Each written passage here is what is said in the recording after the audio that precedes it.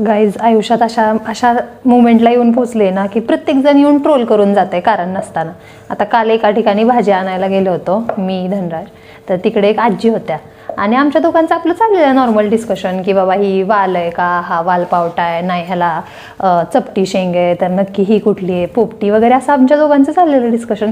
तर त्या आल्यामध्ये आणि त्यांनी आम्हाला सांगितलं की नाही बघा हा वाल पावटा आहे, परत अजून हा कुठला तरी पोपटीसाठी वापरतात वगैरे, अशा 2-3 त्यांनी भाज्यांची नावं सांगितलं आणि त्यांनी आम्हाला सहज विचारलं की कुठलं आहे तुम्ही. म्हटलं सातारा. तर त्या आहेत का नाही असा इतका आम्हाला लुक दिला, भाज्या इतका आम्हाला असा डेंजर लुक दिला ना, आम्हाला म्हणतात भाज्या पण कळत नाहीत आणि निघून गेल्या काहीच कारण नसताना.